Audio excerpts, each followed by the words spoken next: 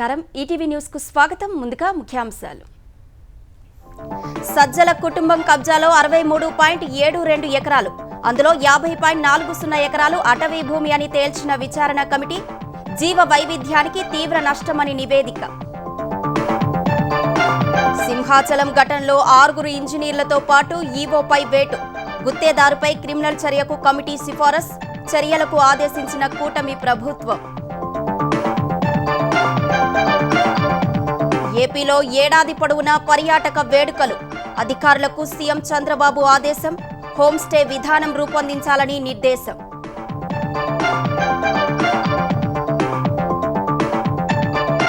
తెలంగాణలో రోడ్ల నిర్మాణానికి సహకరించాలన్న సీఎం రేవంత్ కేంద్ర మంత్రి గడ్కరీకి విజ్ఞప్తి ట్రిబుల్-ఆర్ ఉత్తర దక్షిణ భాగాలను ఒకేసారి చేపట్టాలని సూచన పోరుకు సిద్ధమవుతున్న టీజీఆర్టీసీ ఉద్యోగ సంఘాలు సమ్మెపై నిషేధముందన్న యాజమాన్యం సమస్యల పరిష్కారానికి కట్టుబడి ఉన్నట్లు వెల్లడి సిబిఐ డైరెక్టర్ ఎంపికపై కుదరని ఏకాభిప్రాయం ప్రవీణ్ సూద్ పదవీకాలం పొడిగించే యోచనలో కేంద్రం ప్రతిపక్ష నేత రాహుల్ గాంధీ విముఖత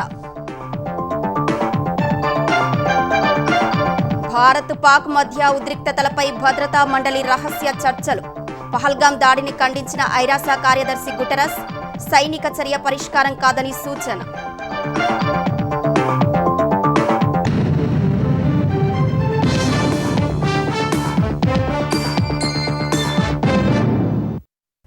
వైసీపీ నేత సజ్జల రామకృష్ణారెడ్డి 63.72 ఎకరాల ప్రభుత్వ భూమి కబ్జా చేశారని ప్రభుత్వం నియమించిన కమిటీ తేల్చింది అందులో 52.40 ఎకరాల అటవీ భూములు ఉన్నట్లు తెలిపింది ఆ భూముల్లో సాగు చేసిన పండ్ల తోటలకు ప్రభుత్వ పథకాల రాయితీ పొందినట్లు వెల్లడించింది సజ్జల కుటుంబం 8 చోట్ల అటవీ భూములు ఆక్రమించడం ద్వారా జీవ వైవిధ్యానికి నష్టం కలిగించిందని కమిటీ తన నివేదికలో పేర్కొంది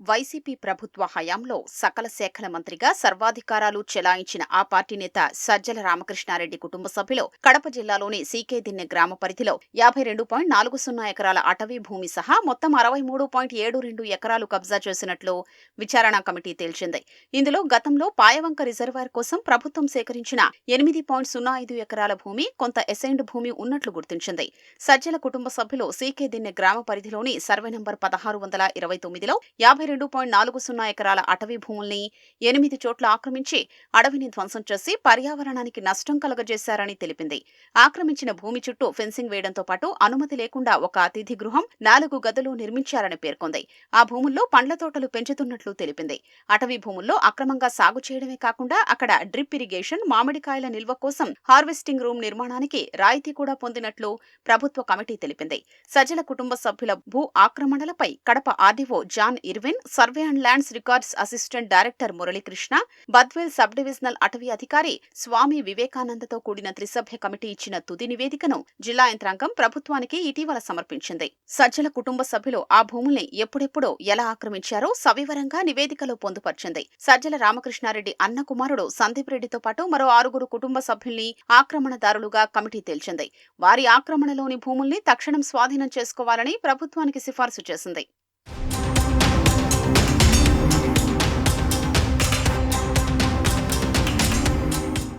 కడప నుంచి 7 కిలోమీటర్ల దూరంలో సజ్జల కుటుంబానికి విశాలమైన ఎస్టేట్ ఉంది సజ్జల కుటుంబ సభ్యులు ప్రభుత్వ భూముల్ని కబ్జా చేశారంటూ 2022 నుంచి రాజానాయక్ అనే వ్యక్తి 50 సార్లకు పైగా ప్రభుత్వానికి ఫిర్యాదు చేశారు అయినా అధికారులు సజ్జల ఎస్టేట్ వైపు కన్నెత్తి చూడలేదు కూటమి ప్రభుత్వం అధికారంలోకి వచ్చాక విచారణకు ఆదేశించింది దానిపై సజ్జల సందీప్ రెడ్డి తదితరులు హైకోర్టును ఆశ్రయించారు సీకేదిన్నె గ్రామ పరిధిలో తమకు 184.32 ఎకరాల భూమి ఉందని అందులో పండ్ల తోటలు సాగు చేస్తున్నట్లు తెలిపారు ఆ భూముల్లోకి ప్రభుత్వం బలవంతంగా ప్రవేశించి నష్టం చేయకుండా ఆదేశాలివ్వాలని కోర్టుకు విజ్ఞప్తి చేశారు యథాతథ స్థితి కొనసాగించాలని ఆదేశిస్తూ ప్రభుత్వం విచారణ చేసుకోవచ్చని కోర్టు ఆదేశించింది ఆ మేరకు కడప జిల్లా కలెక్టర్ నియమించిన కమిటీ ఫిబ్రవరి మార్చి నెలల్లో సర్వే నిర్వహించింది సజ్జల కుటుంబం తరపున సందీప్ రెడ్డి జనార్దన్ రెడ్డి హాజరయ్యారు 1599 నుంచి 1627 1629 సర్వే నంబర్లలోని మొత్తం 201.17 ఎకరాలు సజ్జల కుటుంబ ఆధీనంలో ఉన్నట్లు కమిటీ గుర్తించింది వాస్తవంగా సజ్జల కుటుంబానికి చెందిన పట్టాభూమి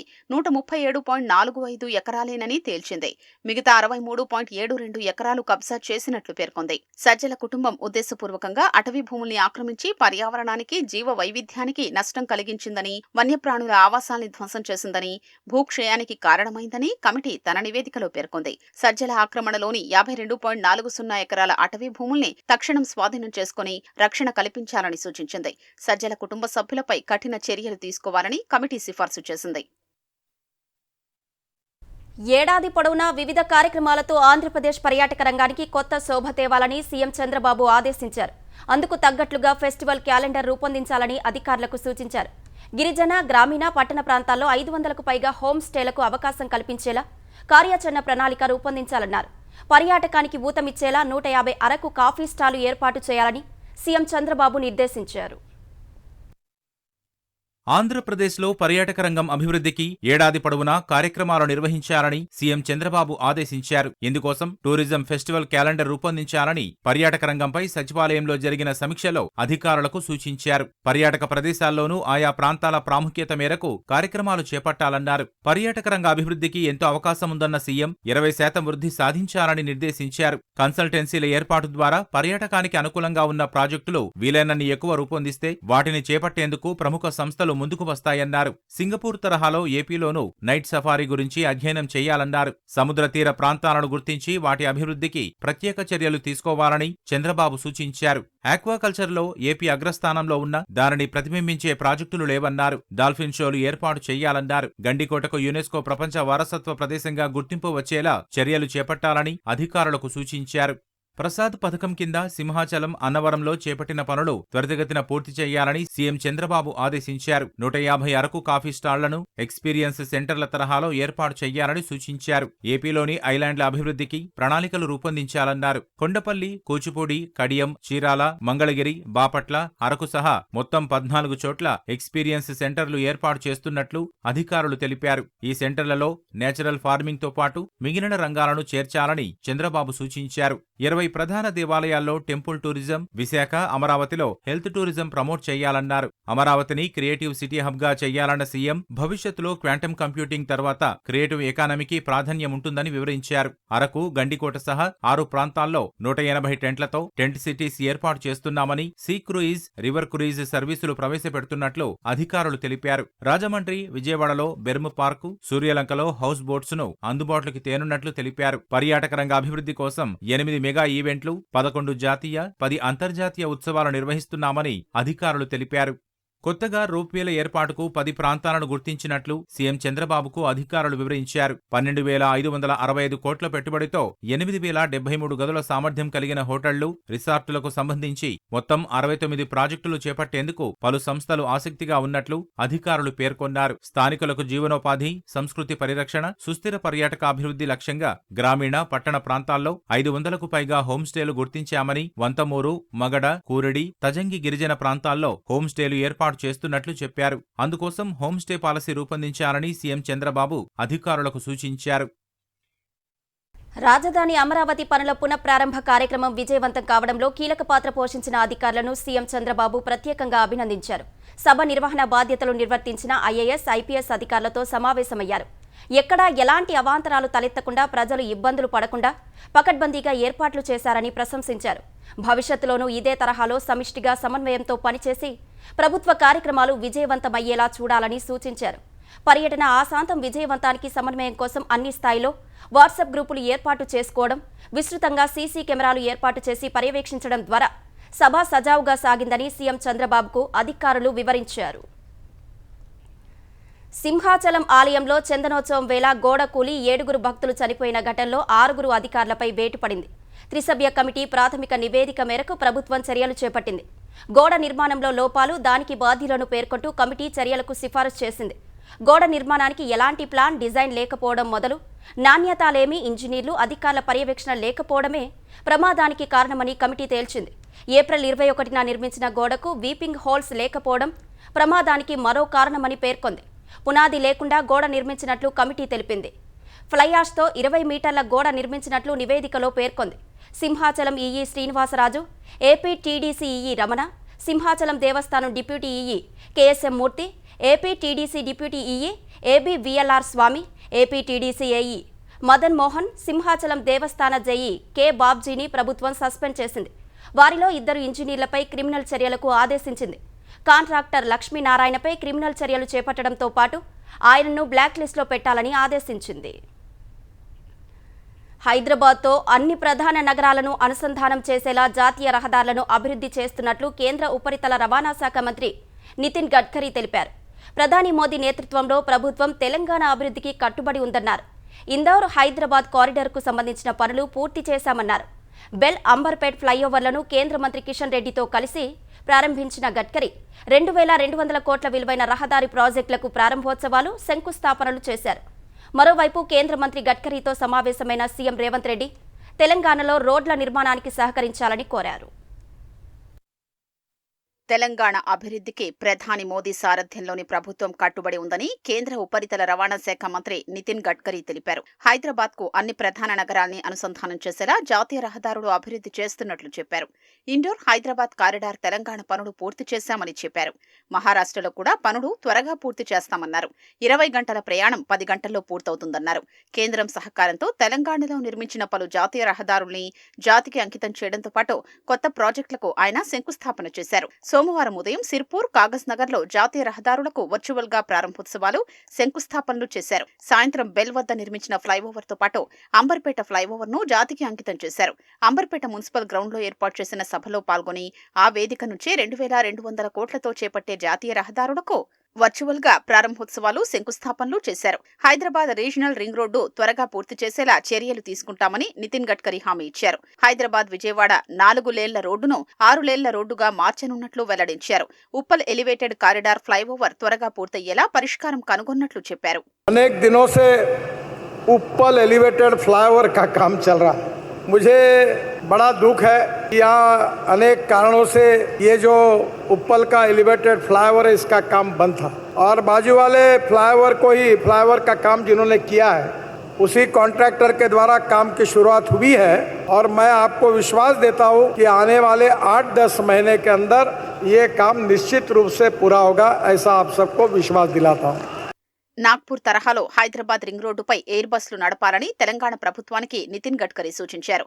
వాటిలో ఛార్జీ సాధారణ బస్సుల కంటే 3% తక్కువగా ఉంటుందన్నారు. డీజిల్, పెట్రోల్ వాహనాల్ని తగ్గించి సీఎన్జీ, ఎలక్ట్రికల్ వాహనాల్ని ప్రోత్సహించాలని సూచించారు. ఈ సందర్భంగా నితిన్ గడ్కరీకి రహదారి భద్రతా అవగాహనలో భాగంగా తెలంగాణ రవాణా శాఖ మంత్రి పొన్నం ప్రభాకర్ హెల్మెట్ బహూకరించారు.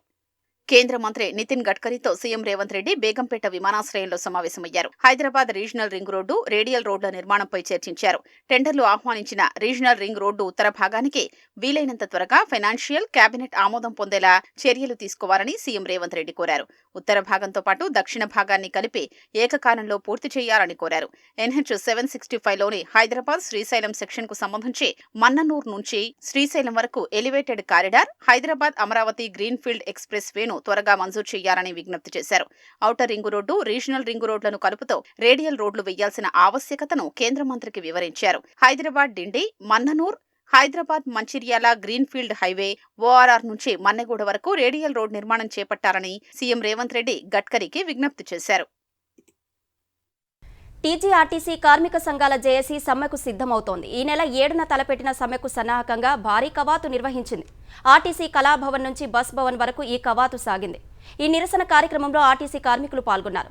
తమ సమస్యలపై పలుమార్లు ప్రభుత్వానికి, యాజమాన్యానికి విజ్ఞప్తి చేసినా ఫలితం లేనందునే సమ్మెకు సిద్ధమైనట్లు ఆర్టీసీ కార్మిక సంఘాల జేఏసీ ప్రతినిధులు తెలిపారు. అయితే యాజమాన్యం మాత్రం సమ్మె ఆలోచన విరమించుకోవాలని ఆర్టీసీ ఉద్యోగులకు విజ్ఞప్తి చేసింది. ఆర్టీసీలో సమ్మె నిషేధమని, సంస్థ నిబంధనల ప్రకారం కూడా చట్ట వ్యతిరేకమని తెలిపింది.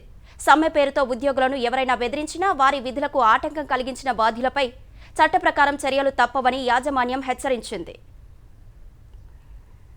దేశవ్యాప్తంగా సంచలనం సృష్టించిన ఓబులాపురం గనుల కేసులో ఇవాళ తీర్పు వెలువడనుంది. సుమారు 13 ఏళ్ల పాటు సాగిన విచారణను మార్చి 28న ముగించిన సీబీఐ ప్రత్యేక కోర్టు ఇవాళ తీర్పు ఇవ్వనున్నట్లు ప్రకటించింది. గాలి జనార్దన్ రెడ్డి, మాజీ మంత్రి సబితా ఇంద్రారెడ్డి, ఇతర నిందితుల భవితవ్యం తేలనుంది. విలువైన ఇనుప ఖనిజాన్ని అక్రమంగా తవ్వేసి కోట్ల రూపాయలు దోచుకున్నారని సీబీఐ అభియోగం మోపింది. ఐఏఎస్ అధికారి శ్రీలక్ష్మిపై కేసును తెలంగాణ హైకోర్టు కొట్టివేయగా సీబీఐ అప్పీలు సుప్రీంకోర్టులో ఇంకా పెండింగ్లో ఉంది. న్యాయస్థానం 219 మంది సాక్షులను విచారణ చేసి 3337 డాక్యుమెంట్లను పరిగణలోకి తీసుకుంది. ఆంధ్రప్రదేశ్లో మహిళా ఉద్యోగులు ప్రసూతి సెలవులు వినియోగించుకునేందుకు 2 పిల్లల నిబంధనను ఎత్తివేస్తూ కూటమి ప్రభుత్వం నిర్ణయం తీసుకుంది. ఈ మేరకు ఆర్థిక శాఖ ముఖ్య కార్యదర్శి పీయూష్ కుమార్ ఉత్తర్వులు జారీ చేశారు. ఉమ్మడి ఆంధ్రప్రదేశ్లో 2010 మే నెలలో మహిళా ఉద్యోగులకు ప్రసూతి సెలవులు 120 రోజుల నుంచి 180 రోజులకు పెంచుతూ అప్పటి ప్రభుత్వం ఉత్తర్వులు ఇచ్చింది. అయితే 2 కన్నా తక్కువ పిల్లలు ఉన్నప్పుడు మాత్రమే ఈ సెలవులు వినియోగించుకోవాలనే నిబంధన విధించింది. తాజా ప్రభుత్వం ఆ నిబంధనను ఎత్తివేసింది. గ్రూప్ 1 జవాబు పత్రాల మూల్యాంకనం కుంభకోణంలో క్యాంసైన్ మీడియా ప్రైవేట్ లిమిటెడ్ ముఖ్య ప్రతినిధిని పోలీసులు అదుపులోకి తీసుకున్నట్లు తెలిసింది. హైదరాబాద్కు వెళ్లిన ప్రత్యేక బృందం నిందితుడిని అదుపులోకి తీసుకుని విజయవాడకు తరలించనున్నట్లు సమాచారం. ఈ కేసులో ఆయన్ను A2గా పోలీసులు కోర్టులో హాజరుపరచనున్నారు. హైలాండ్ రిసార్ట్లో మూల్యాంకన నిర్వహణ బాధ్యతలను నిబంధనలకు విరుద్ధంగా కొటేషన్ విధానంలో పొందిన ఈ సంస్థ ఇతర విషయాల్లోనూ అవకతవకలకు పాల్పడినట్లు పోలీసుల విచారణలో తేలింది. ఈ కుంభకోణంపై విజయవాడలోని సూర్యారావుపేట పోలీస్ స్టేషన్లో నమోదైన ఎఫ్ఐఆర్లో నాటి ఏపీపీఎస్సీ కార్యదర్శి పిఎస్ఆర్ ఆంజనేయులను A1గా చేర్చారు. మద్యం డిస్టిలరీలు సరఫరా కంపెనీల నుంచి తీసుకున్న ముడుపులను ఎక్కడెక్కడ పెట్టుబడులు పెట్టారనే దానిపై మద్యం కుంభకోణం కేసులో నిందితులు రాజ్ కేశరెడ్డి, చాణక్యను సిట్ అధికారులు ప్రశ్నించారు. రాజ్ కేశరెడ్డి చాలా సంస్థలను బినామీల పేరుతో నడిపించారని, కొన్నింటి బాధ్యతలు చాణక్యకు, మరికొన్ని దిలీప్నకు అప్పగించినట్లు గుర్తించిన అధికారులు ఆయా సంస్థల మూలాలు, వాటిలోకి నిధుల మళ్లింపు వంటి అంశాలపై ఆరా తీశారు. సోమవారం 2 విడతల వారీగా ప్రశ్నించిన అధికారులు కొంతమేర సమాచారం రాబట్టారు. రాజ్ కేశరెడ్డి కస్టడీ 8న, చాణక్య కస్టడీ మంగళ, బుధవారాల్లో ముగియనుండగా ఆలోపు వారి నుంచి వీలైనంత సమాచారం రాబట్టాలని అధికారులు భావిస్తున్నారు. Margadarsi chit funds private limited MD Shailaja కిరణ్కు మార్గదర్శి అప్సరా పురస్కారం వరించింది. జీ తెలుగు 20 వసంతాలు పూర్తి చేసుకున్న సందర్భంగా అప్సరా అవార్డ్స్ పేరుతో వివిధ రంగాల్లో రాణించిన ప్రముఖులను సత్కరించింది. పారిశ్రామిక రంగంలో 35 ఏళ్లుగా రాణిస్తూ మార్గదర్శి చిట్ ఫండ్ను మేటి సంస్థగా నిలబెట్టినందుకు మార్గదర్శి ఎండీ శైలజా కిరణ్కు సినీ దర్శకుడు సుకుమార్ అవార్డు ప్రదానం చేశారు. ఇంతింతై వటుడింతై అన్నట్లు 123 బ్రాంచులుగా విస్తరించిన మార్గదర్శి చిట్ ఫండ్ ప్రస్థానాన్ని ఈ సందర్భంగా ఏవీ రూపంలో ప్రదర్శించారు. జీ అప్సరా అవార్డు అందుకోవడంపై మార్గదర్శి ఎండీ శైలజా కిరణ్ సంతోషం వ్యక్తం చేశారు. దివంగత చైర్మన్ రామోజీరావు పని పట్ల స్వేచ్ఛ ఇవ్వడం వల్లే సమర్థ నాయకత్వం సాధ్యమైందన్నారు.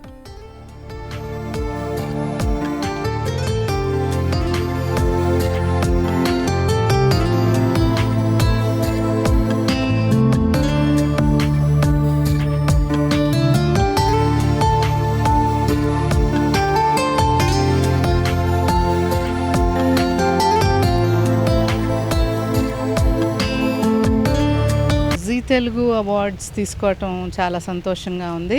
చాలామంది ప్రముఖులకు జీ అప్సరా అవార్డ్స్ అని అందించడం జరిగింది. నాకు మార్గదర్శి అప్సరా అవార్డ్ అని ఇవ్వటం జరిగింది. For the long almost 34 years of continued good work that's been done by me and my team with the blessings of Sri Ramojirao Garu. I'm really honored and grateful for the blessings of our elders, blessings of the people. CBI director నియామకానికి సంబంధించి ప్రధాని నరేంద్ర మోదీ నేతృత్వంలోని committee సమావేశంలో ప్రతిపక్ష నేత Rahul Gandhi, supreme court ప్రధాన న్యాయమూర్తి సంజీవ్ ఖన్నా పాల్గొన్నారు. తదుపరి సిబిఐ డైరెక్టర్ ఎవరనే విషయంపై చర్చించారు. అయితే ప్రస్తుత సిబిఐ డైరెక్టర్ ప్రవీణ్ సూద్ పదవీ కాలాన్ని మరో ఏడాది పొడిగించాలని కేంద్రం భావిస్తున్నట్లు సమాచారం. ఈ ప్రతిపాదనకు రాహుల్ విముఖత చూపినట్లు తెలిసింది. 1986 బ్యాచ్ కర్ణాటక క్యాడర్ ఐపీఎస్ అధికారి ప్రవీణ్ సూద్ 2023 మేలో సిబిఐ డైరెక్టర్గా బాధ్యతలు స్వీకరించగా ఆయన పదవీకాలం ఈ నెల 25న ముగియనుంది. గతంలో కర్ణాటక డీజీపీగా ఆయన పనిచేశారు. సిబిఐ డైరెక్టర్ను ప్రధాని నేతృత్వంలోని 3 సభ్యుల కమిటీ సిఫారసు మేరకు నియమిస్తుంది. నిన్నటి భేటీలో ఏ నిర్ణయం తీసుకోలేదని, చర్చలు ఇంకా కొనసాగుతున్నట్లు విశ్వసనీయ వర్గాలు తెలిపాయి. భారత్, పాకిస్తాన్ మధ్య ఉద్రిక్తతలపై ఐక్యరాజ్య సమితి భద్రతా మండలి న్యూయార్క్లో రహస్య చర్చలు ప్రారంభించింది. 2 అణ్వస్త్ర దేశాల మధ్య ఉద్రిక్తతలు గతంలో ఎన్నడూ లేనంతగా పెరిగాయని ఐరాసా చీఫ్ ఆంటోనియో గుటెరస్ ఆందోళన వ్యక్తం చేశారు. భద్రతా మండలిలో తాత్కాలిక సభ్య దేశంగా ఉన్న పాకిస్తాన్ ఈ చర్చలు నిర్వహించాలని కోరింది. ఈ రహస్య సమావేశం భద్రతా మండలి ఛాంబర్లో కాకుండా పక్కనే ఉన్న సంప్రదింపుల గదిలో జరిగింది.